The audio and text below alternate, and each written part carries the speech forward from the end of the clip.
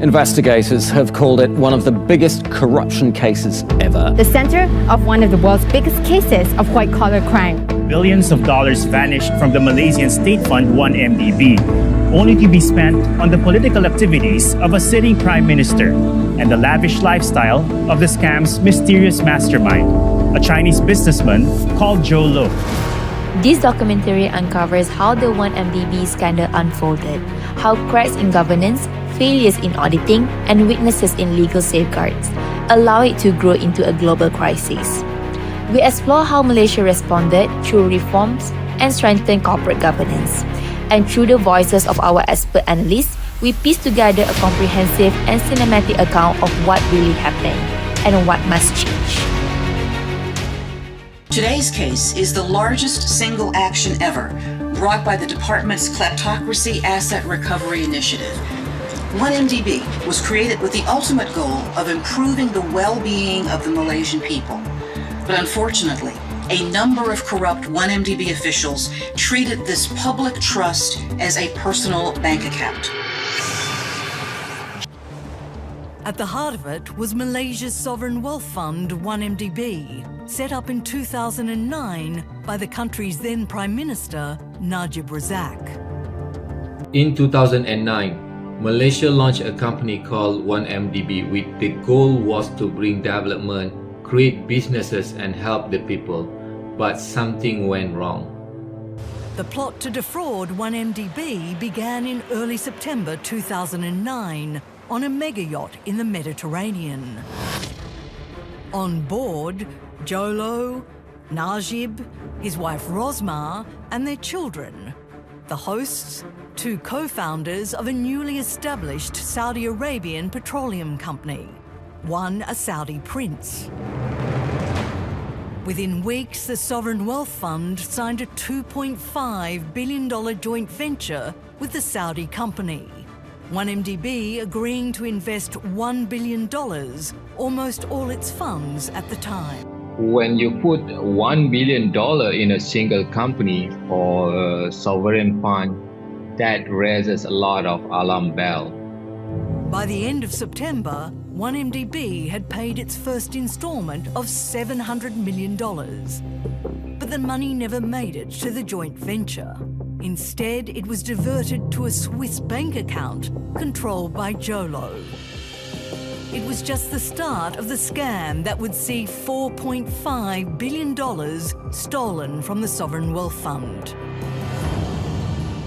Our approach is to fundamentally question how quality is created.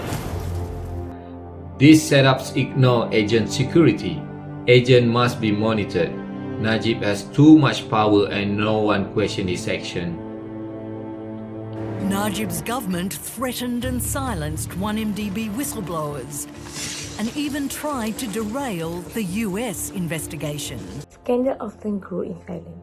When people are afraid to speak up, misconduct continue. The 1MDB scandal show how weak whistleblower protection works. Civil society and legal experts call for stronger reform, better protection, encourage early reporting, and prevent misconduct from escalating.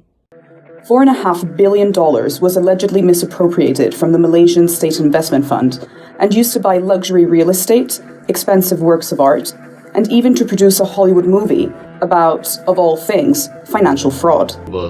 Instead of using the money to build the road or school, Jho Low used $1 billion of ringgit for luxury.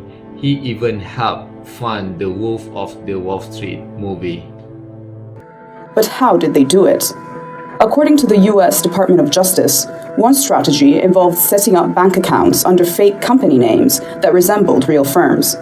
BlackRock Commodities Global Limited sounds a lot like the Global Investment Manager, while Affinity Equity International Partners Limited could easily be mistaken for the private equity firm. There's no law against this, but it could help put investigators off the scent. Another scheme saw money transferred to trust accounts at US law firms. Client confidentiality rules in the US mean these accounts are barely regulated, making suspicious transactions difficult to find. The DOJ alleges that firms like Shearman & Sterling and DLA Piper were unwittingly used to sneak $1 billion from 1MDB into the US. The third strategy allegedly employed is what the DOJ calls layering, moving funds from bank account to bank account, adding layers of complexity until the original source of the funds is camouflaged. Auditors serve a crucial role as a gatekeeper in the financial landscape. Their function involves identifying discrepancies, guaranteeing adherence to regulation, and offering an impartial assessment of management practices. In this case of 1MDB, this crucial defense did not succeed. KPMG and Deloitte faced challenges including absent document, unaccounted transfers, and inconsistencies in valuation. Despite the circumstances, the approval of finance statement continued without interruption. This oversight permitted significant irregularities to go unnoticed. Let's follow the money allegedly used to buy this pink diamond necklace for Rosmah Mansor, the wife of former Malaysian Prime Minister and founder of 1MDB, Najib Razak. It all starts with a $3 billion bond arranged by Goldman Sachs in 2013.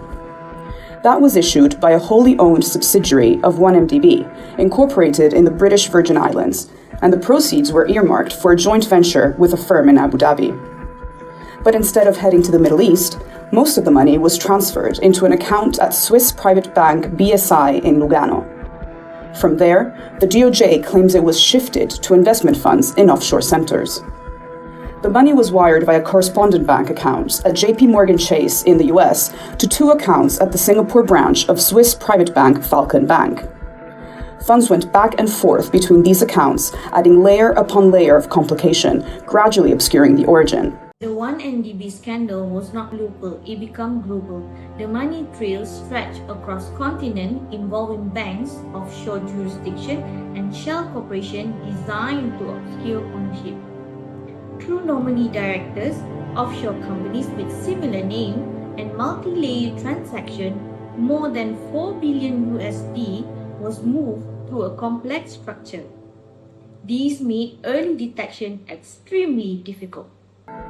Eventually, $681 million were transferred from Tanor into a Malaysian bank account held by Najib Razak, a sum he insists was a political donation from the Saudi royal family. 5 months later, most of it was returned. The money bounced around accounts at Falcon and DBS Bank in Singapore before a sum of $27.3 million was, according to the DOJ, wired to jeweler Lorraine Schwartz to buy the necklace. The complexity of these cross-border flows has made getting to the bottom of the 1MDB fraud painstaking and difficult. But with Malaysia's government keen to burnish its graft-fighting credentials and claw back the money stolen, the investigation shows no signs of slowing down. Anti-money laundering framework at that time were not strong enough. Cross-border coordination was slow and financial institutions overlooked suspicious patterns. Ethical global conduct is part of sustainability. The 1MDB scandal shows how easily weak AML enforcement can be exploited.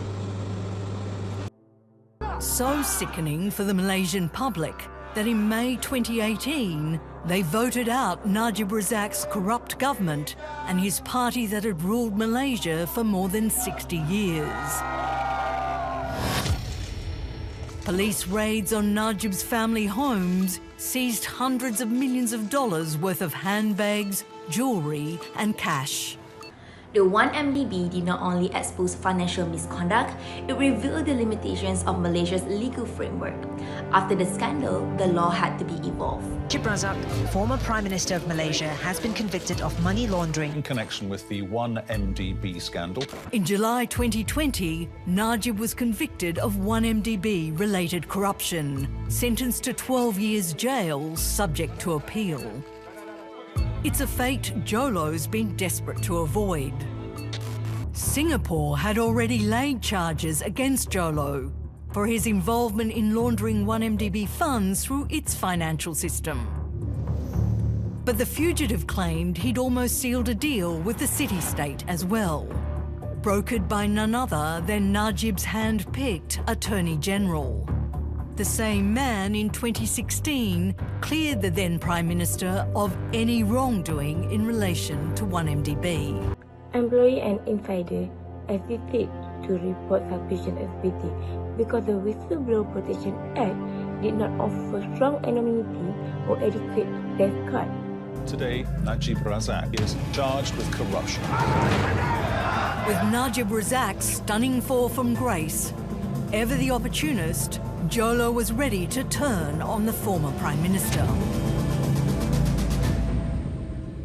He put the blame for the 1MDB scandal firmly on Najib, who crucially was not only Prime Minister, but also Malaysia's Finance Minister when billions of dollars were siphoned from the fund.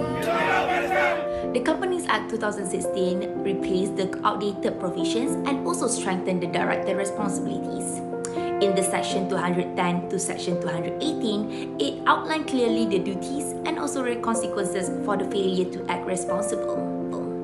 The AMLA amendments empower Bank Negara to enforce stricter reporting obligation, especially for the political exposed persons. Financial institutions were required to implement a stronger control. The Audit Oversight Board issued significant penalties, including the sections against the Deloitte, enforcing the message that negligence carries consequences. Section 70A of the MACC Act introduced corporate liability, where companies can now be held responsible for the corruption committed by their employees or partners unless the approved adequate procedures were in place. These reforms align Malaysia with international government standards and also promote a long-term sustainability.